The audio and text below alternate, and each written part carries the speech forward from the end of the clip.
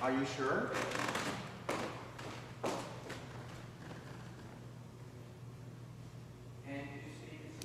Yes, good morning. I'm hoping that you can hear me. We're doing a sound check. Here we are in the sanctuary for the first time. And now we can begin. We are thrilled to be broadcasting for the first time from our sanctuary, and I'm here this morning with Ben and Omar, with Julia and Elizabeth and Dave and Rip, and we welcome you to worship. Our centering music is a Gayatri mantra performed by Julia and Elizabeth.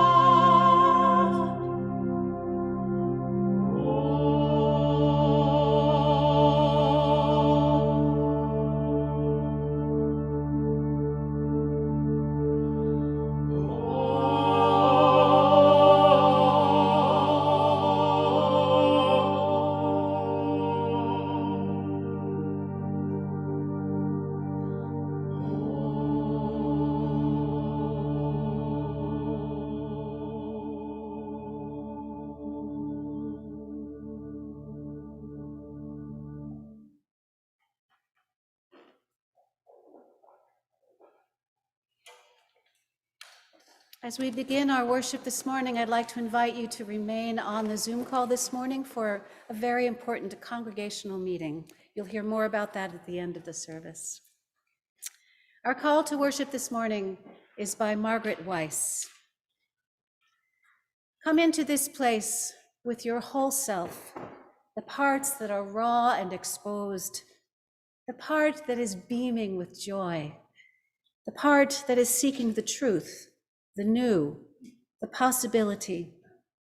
Come into this place, open your heart, lay down your burden, lift up your hope for something new to happen. Come into this place with fellow travelers on the journey, some faces new and others familiar, and all welcoming you here, now, to this moment. Come. Let us worship together. Please join us in singing our opening hymn, which is Circle Round for Freedom.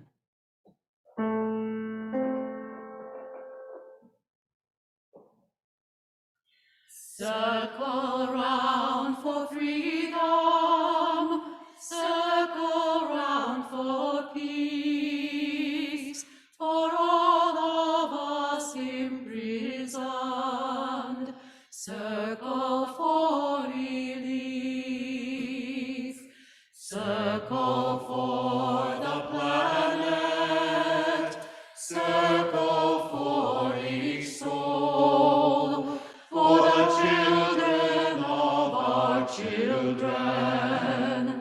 Keep the circle whole. Circle round for freedom. Circle round for peace. For all of us imprisoned. Circle for release. Circle for the planet. Circle for each soul. For the children of our children. Keep the circle whole.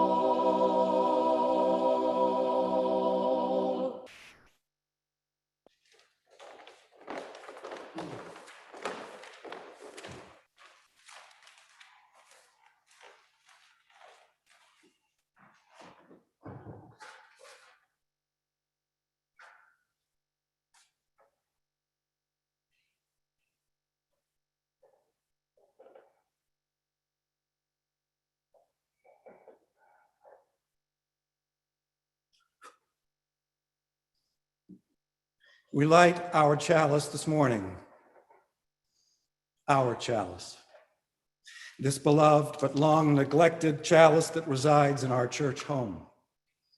This morning, let this be for us a beginning of our return to this place. But let us not lose sight of what we have learned over the last year and more, that we have not just one chalice. Our chalices, and indeed our church, is wherever we are, wherever you are, wherever any of us are. We have been able to take our light many places, indoors and outdoors, near and far, across countries, across oceans. May we remember that lesson even as we begin to return to our church home. Our church home is the world.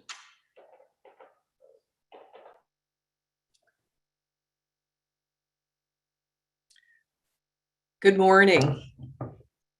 My name is Suzanne Adams, and the story I'm telling this morning is adapted from Swimmy by Leo Leone. Once in a corner of the great blue ocean, there lived a little happy school of little fish of many different colors. One of them was named Swimmy, and he swam faster than all the others. But one bad day, a fierce, hungry tuna fish came and swallowed up most of the little fish. And Swimmy, though, escaped. He swam away into the great wet world, but he was very scared and lonely and sad. But the ocean was full of marvels, colorful jellyfish, sea anemones, and forests of kelp, and this beauty soon made Swimmy happy again. By and by, he came to a place in the rocks and the seaweed, and he saw a school of little fish hiding there. They were many different colors, like the brothers and sisters and friends that he had lost. "Come out and play with me," Swimmy said. "It's beautiful out here." But the little fish said, "We can't. The big fish will eat us all up." And Swimmy said, "But you can't just lie there. We must think of something." And they thought, and finally one little fish said, "I know, let's swim together in a big block." And another one said, "Yeah, let's form it into the shape of a giant fish." And Swimmy said, "That's a great idea. Who wants to be the eye?" And one little fish waved her fin and said, "I'll be the eye." So they all formed around her into the shape of a giant fish, and they practiced swimming in formation until they had gotten quite good at it. And then they swam out into the wider ocean, and they scared all the big fish away. Thank you.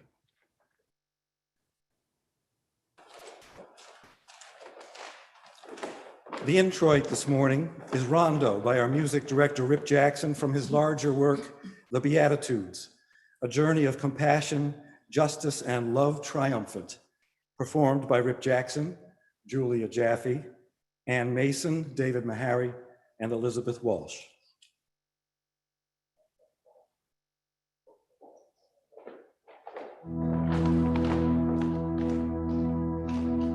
Blessed are they who hunger and thirst for righteousness. Blessed are they who thirst for righteousness, for they shall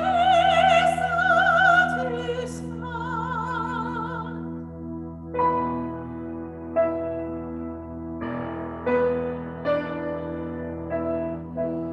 Cum Sancto Spiritu, cum Sancto Spiritu, Gloria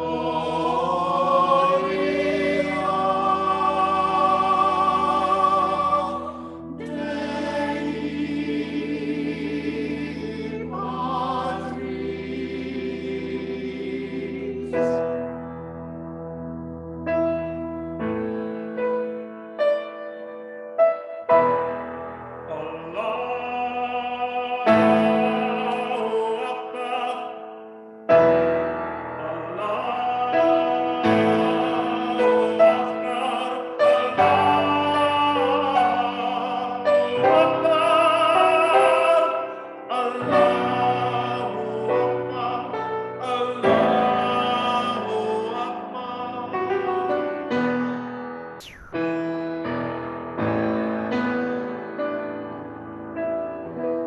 Cum Sancto Spiritu, cum Sancto Spiritu, Gloria Dei Patris.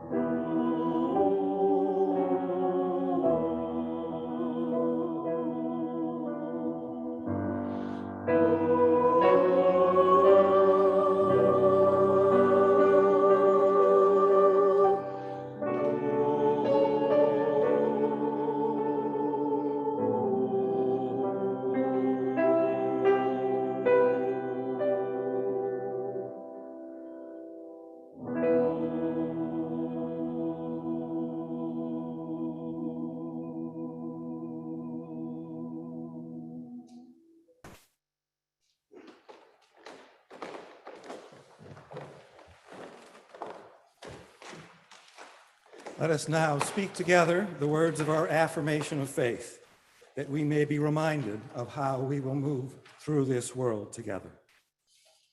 Love is the doctrine of this church. The quest for truth is its sacrament, and service is its prayer.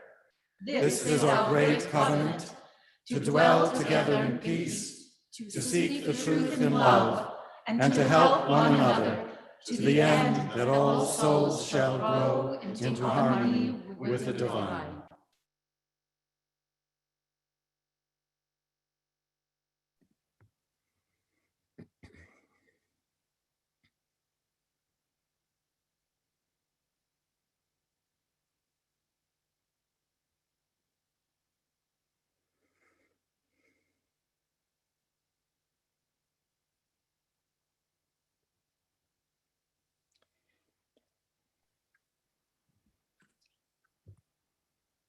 Bobby, you can unmute.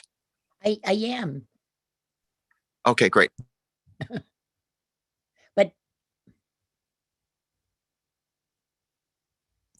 We can see and hear you. oh, okay. I thought I was going to be introduced. Sorry. I'm Bobby Hodson, and I'm here to tell you about the Lewis Brown Peace Institute in Boston. Black Lives Matter. As you use, we agree that this message is important. However, as we know, if you are a young Black man living in the inner city in Boston, it sometimes doesn't matter if you're hardworking, a serious student, and contribute to your community. You can lose your life suddenly from a bullet aimed at you or a stray bullet aimed at someone else. Lewis Brown, a 15-year-old, was one of those murdered when caught by a stray bullet. His parents realized not only how much the survivors of the victim are often alone in their deep pain, but they also recognized the need to work together for a more peaceful inner city. For 25 years, they have organized a Mother's Peace March so that the mothers impacted by homicide could receive support and love from other mothers and from their neighbors. But for this year and last year, due to COVID, it was virtual. 6 of us from our church did several walks locally over the last few months and raised donations for the Peace Institute. Now I'm asking you to dig deep and to help this charity, which provides support and at times even funeral expenses for the survivors of children who have been murdered. This year alone, 12 people have been murdered in Boston, with the youngest just 16. Jermaine and Joseph Cherry founded the Institute 25 years ago after their son Louis was killed by the stray bullet. As she recently stated, Boston has since raised an entire generation of young people whom we continue to fail. The human cost of violence in our society is huge. It impacts all who were close to the murdered victim, the parents, siblings, friends, teachers, and neighbors. Lewis Brown was a young man with many missions, one of which was to get a PhD and to become the first Black president. He had worked with other teens to challenge the negative stereotypes about youth in his neighborhood. At that time, there were no resources in place for parents of homicide victims. When her son, Lewis, was killed, that's when his parents realized they needed a place for support, and they formed the Peace Institute in 1994. One of the programs of the Institute is a mindfulness course for survivors to help reduce stress and increase self-awareness and peace in their lives. Another is a support group for those grieving the loss of a loved one.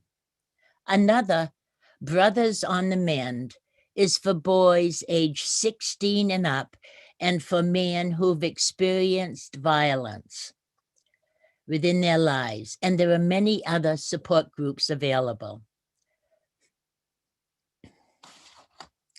From the beginning, the Institute's goals were to teach young people the values of peace and to support all survivors of violence without regard to the families whose loved ones had a criminal history and were often denied services. All were welcomed with peace and compassion. This Peace Institute continues to serve as a model to other cities in transforming society's response to homicide. This wonderful charity has been dear to my heart as I knew two of the young men who were killed. One was Jermaine, killed at 16 in front of his home in the afternoon when returning from a weekend job. My husband, Herb, had known him as a 6-year-old when Herb's work had asked for volunteers to read with young first graders. Herb found him to be very engaging, very smart, and living at home with brothers and a loving mother. Herb worried that he might not have a chance to attend college, so he set up a trust fund for him. And Herb, Jermaine, and his mother, Teresa, kept frequent contact.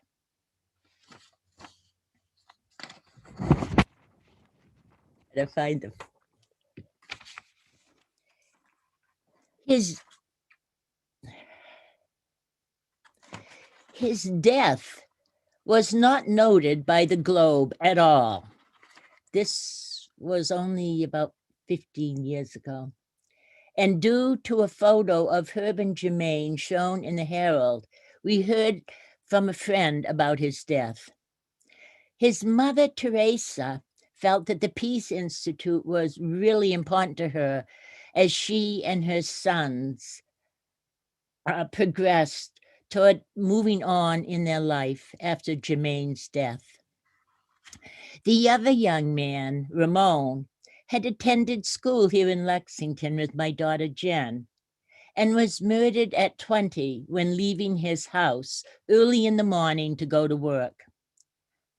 I have fond memories of Ramon in the 3rd grade when the kids chose a hero to present to their class, and he chose Martin Luther King, and he recited the Dream speech. I cried then, and then later at his funeral.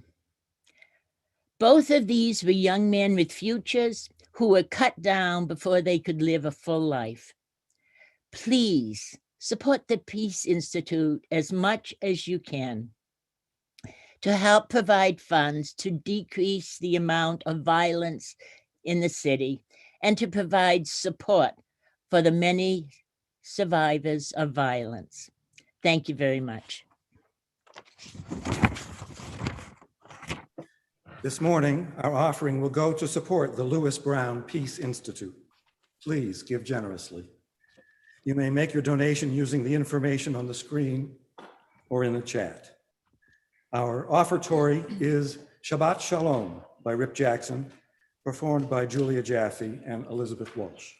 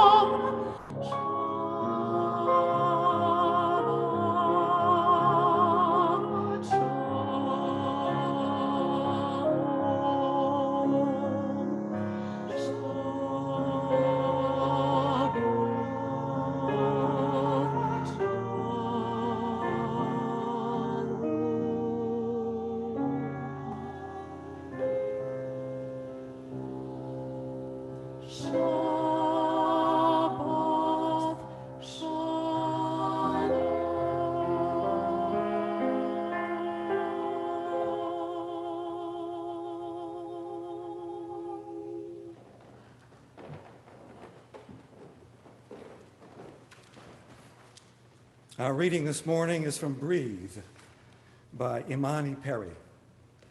This book is the current common read recommended by the Unitarian Universalist Association, and First Parish in Lexington will be having a book discussion about it starting next Sunday, May 23rd.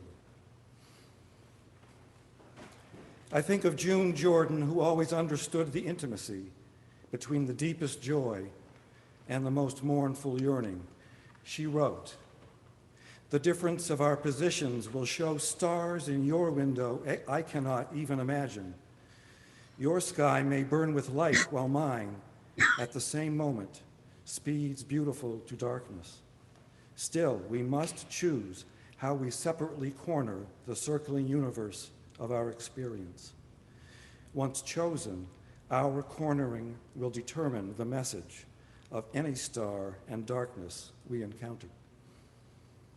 I want you to follow the stars where they take you, to go the way your blood beats, and once you are there, I want you to build a glorious edifice at the pitch of freedom, so whole that you forget the skeleton and scaffold wherever necessary.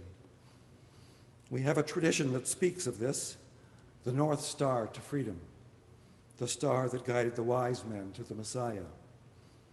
Such light shone in the midst of a warm, comforting darkness that will take you to find yourself."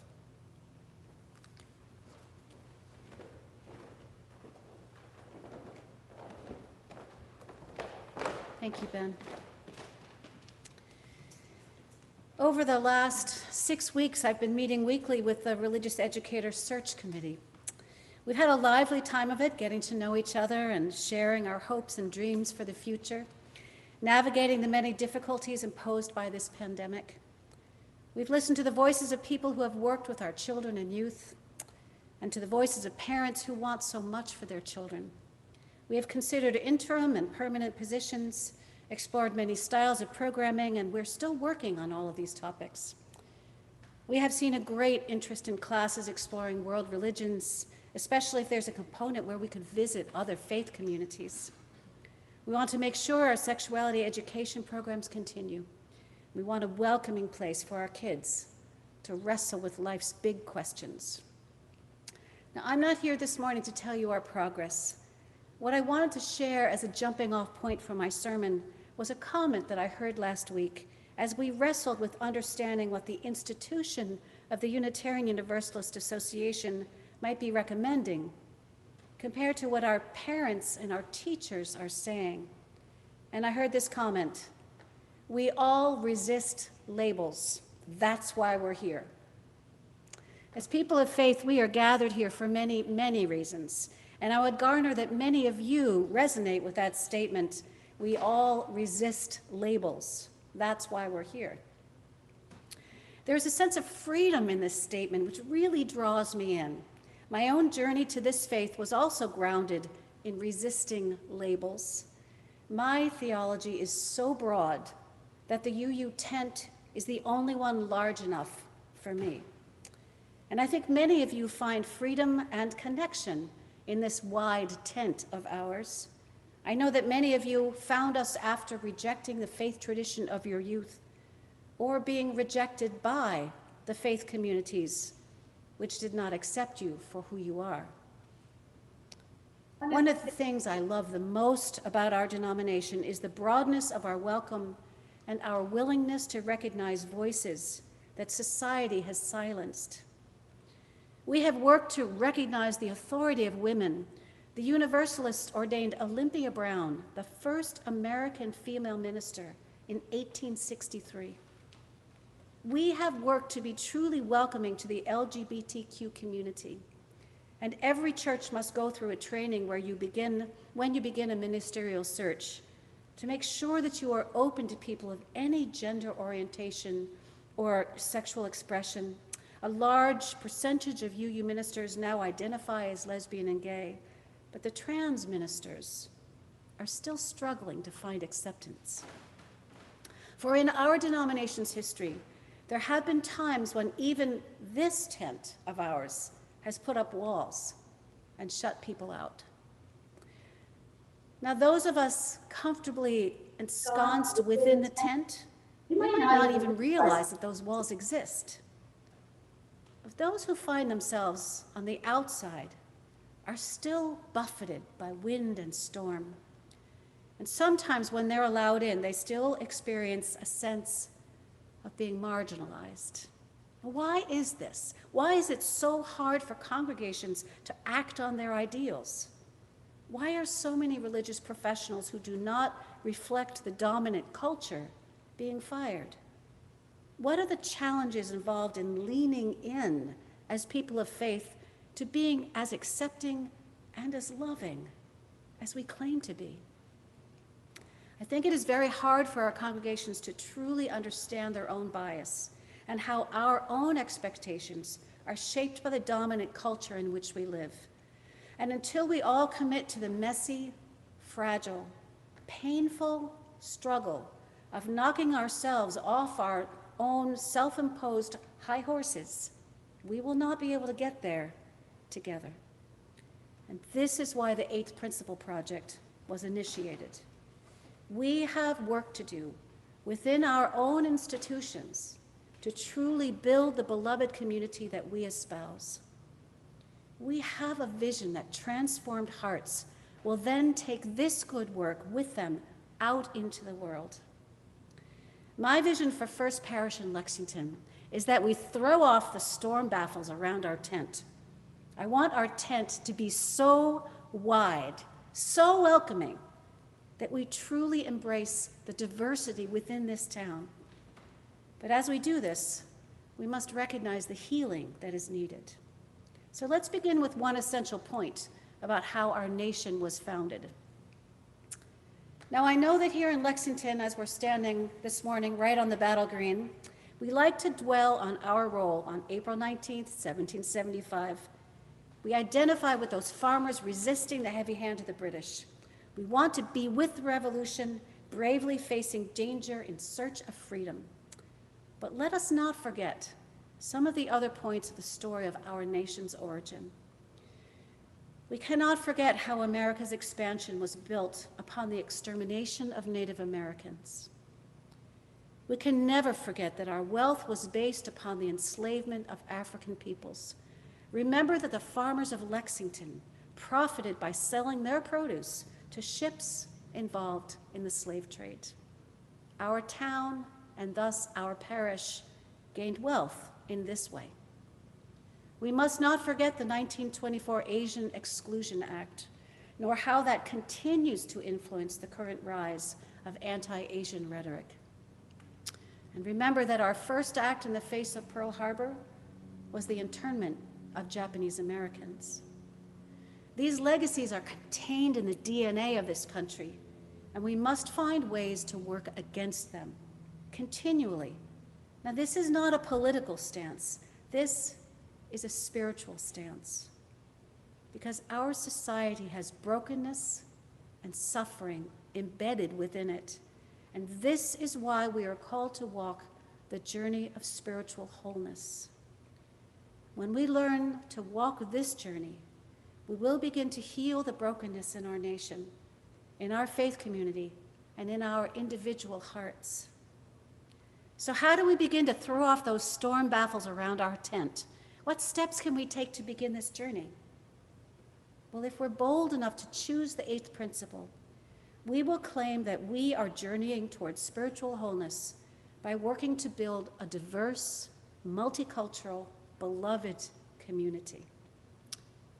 And we will recognize that as long as the spiritual disease of racism exists, we cannot be healed, neither individually nor as a congregation. So how do we build a multicultural, beloved community? Now, I think we made some good first steps with our Diwali and holy worship services this past year. But let me share a story of my own personal learning during that process. I was tasked with telling the story of Krishna and Radha and how the celebration of colors was born. I decided to explore why Krishna is so often depicted as being blue in color. Well, in all the stories I read, young Krishna was jealous of the beautiful Radha. And the story said he complained to his mother that he was so dark and she was so fair. So his mother suggested he take colors and decorate her how he wanted. These comments made me very uncomfortable because I sensed that they echoed the colorism that I experienced in India and in this country, which equates light skin tones with beauty. Think of how many times we refer to light and darkness with implications of good and evil. It bears examination, don't you think? Well, not being willing to promote this kind of colorism, after discussing this with our administrator, Pratik Mamtora, we changed the language of the story to take out the equation of light with beauty and dark with ugliness. We said that Krishna's skin was blue and that hers was like wheat. We chose words without inherent values.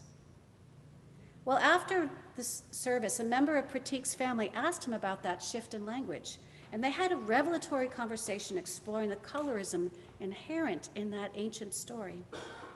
And my learning was in recognizing and lifting up this element within a story outside of my own culture and translating it for us, for our values of loving the dignity and worth and beauty of all people. I hope that I did this with accountability because I asked our Hindu staff member for help in doing so. And together we explored what colorism looks like in many cultures. Every time I bump up against something in another culture which opens my eyes to how things can be different than I expect, I sit up and I take notice. Now, 6 years ago, when you and I were in search, I was asked how I might help First Parish become more attractive to the large Asian population in Lexington. And my response was, Tai Chi on the battle green, of course. I could picture Asians and UUs together, learning the flow of Tai Chi, practicing together, experiencing the spirituality together, and making friendships. Well, my friends, this is about to happen, but not exactly how I imagined it. I had thought that we would find someone to lead a group for an hour a week and that magically we would all follow along. I pictured hundreds of people in loose-fitting clothes moving together in gentle flow as I had seen on a visit to the Philippines. But when I began to discuss this with Ting from the new Legacy Cultural Center here in Lexington, with whom we're partnering for this project, I learned that my view was a bit uninformed. Ting has found us a Tai Chi master who has taught for many years in Boston. Master Pan is his name, and he helped me see the complexity of combining beginners and experienced practitioners in the same class, because it would be frustrating for everyone. I had no idea, because I do not know the practice. I've only appreciated it from the outside. So we found a wonderful way to overcome these concerns, and starting June 13th, we will have Tai Chi on 3 Harrington Road every Sunday morning through the summer, except for July 4th weekend. You may drop in any time for what we're calling a taste of Tai Chi at 8:30, which will give you some movement grounded in philosophy, perfect as an introduction. And then at 9:15, there will be a class for the more serious practitioners, which will teach the forms. As Master Pan said, we will learn the common language of flow. What a wonderful way to engage with our Asian neighbors, to create a shared experience, and hopefully to find some new friends. I hope to see you at either class this summer. I lift up these stories because I truly believe that First Parish is in a unique position to help bridge the cultural divide here in Lexington. Our students have already been doing this in school, but I do not think that adults have found a way to do this well. We are isolated in our social groups, and our congregation reflects this. So how do we make a shift? We can offer experiences to bring people together, and we will grow as people of faith.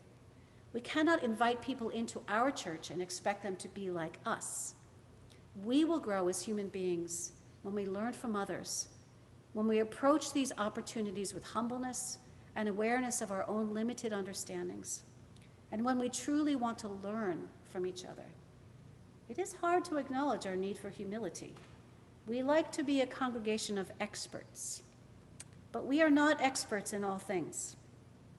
If our congregation is truly to grow in size, we must grow inwardly as well.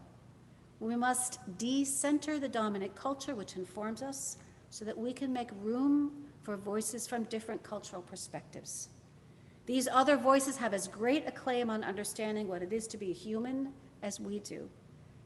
And I believe they can point us toward a society that is more equitable, more loving, more accepting, and that makes room for people without insisting that they become like us in order to join us. This is our journey towards spiritual wholeness.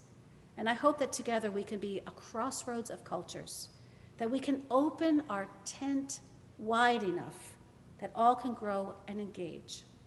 Can you imagine First Parish, once it's open again, filled with Japanese art classes, Islamic spiritual poetry, Balinese dancing, Confucian philosophy, Yoruba mythology, Caribbean cooking, Tibetan throat singing, you name it. There are so many ways that we can learn together, celebrate together, and bring to the surface all the parts of what makes Lexington such a culturally diverse and wonderful place to live. And then over these shared activities, we can get to know each other and find what values we hold in common. We can learn from each other. We can share our favorite spiritual teachings. We can we can work together to help all of our children. We can organize to resist hatred wherever it raises its ugly head. And we can invite people into the center of this spiritual organization if they are interested and feel welcomed. We can be right at the spiritual center of a revitalization here in Lexington, and I hope that you want to join me. We will make mistakes, I know.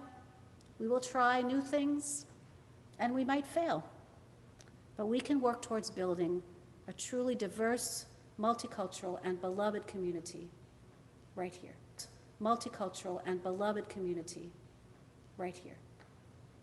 In the words of the Reverend Joseph Cherry, if we have any hope of transforming the world and changing ourselves, we must be bold enough to move into our discomfort, brave enough to be clumsy there, loving enough to forgive ourselves and others.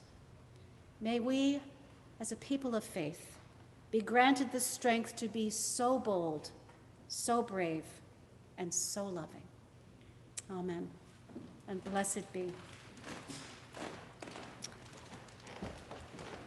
Our anthem this morning is Laudamus Te from Vivaldi's Gloria, performed by Julia and Elizabeth and Rip.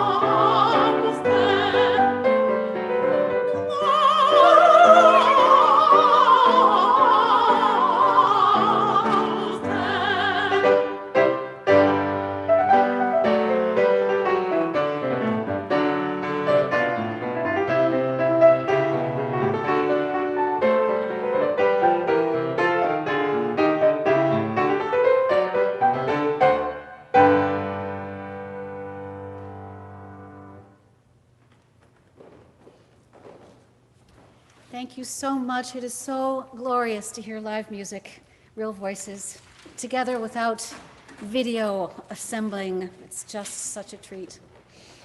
I'd like to invite you into a time of prayer and meditation.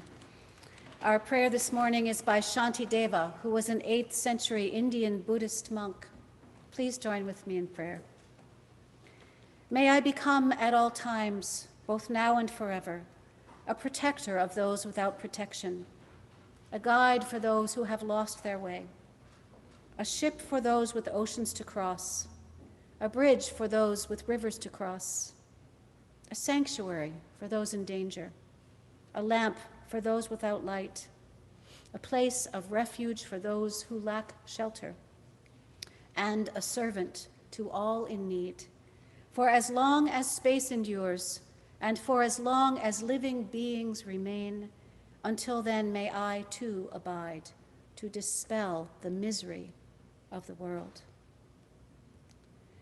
And now I ask you to take some time to center yourselves and to listen to the joys and the sorrows that are on your heart.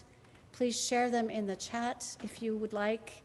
And I lift up especially our concerns for the violence in the Middle East. Thank you.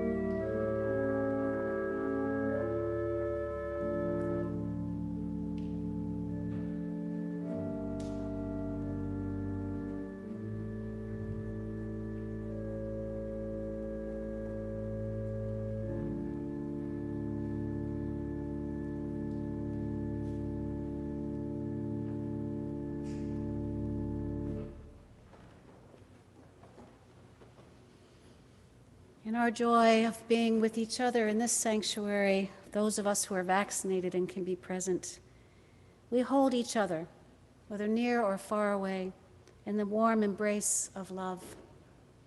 May this love sustain us all in these liminal times, and may the power of the Spirit be with you and all whom we love this day and forevermore.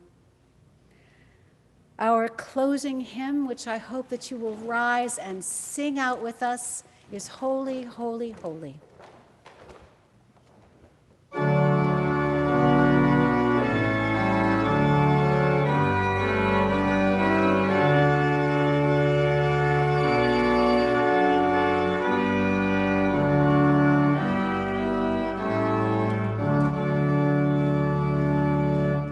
Holy, holy, holy, author of creation, early in the morning, our song shall rise to thee. Holy, holy, holy, merciful and mighty, who was and is and evermore shall be. Holy, holy, holy, through the darkness hide thee, even by our vanities we have not eyes to see. Only thou art holy, there is none beside thee, perfect in power, in one and purity.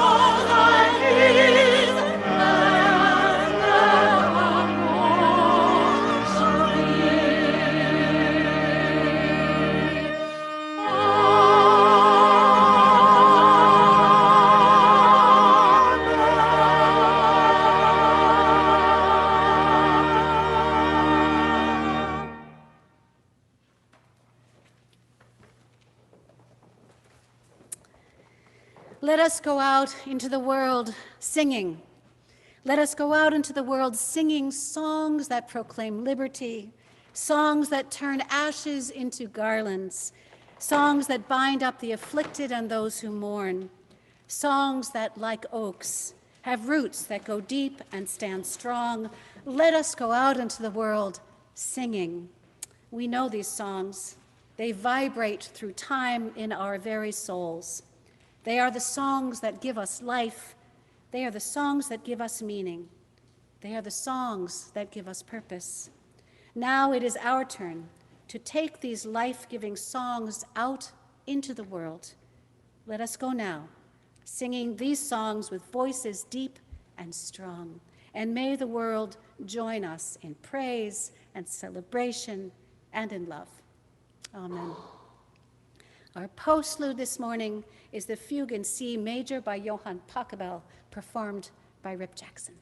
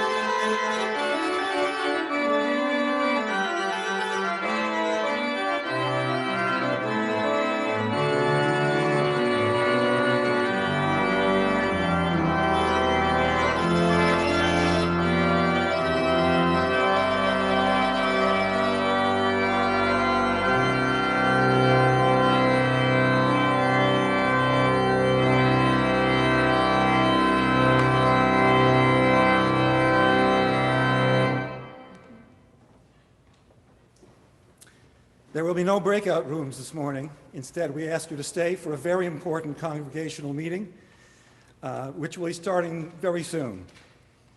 We will have the opportunity to vote on the appropriation of funds to bring our sanctuary from the 19th century into the 21st century, and to allow us to reopen as the pandemic recedes. So that will be starting shortly. Stick around. It's important.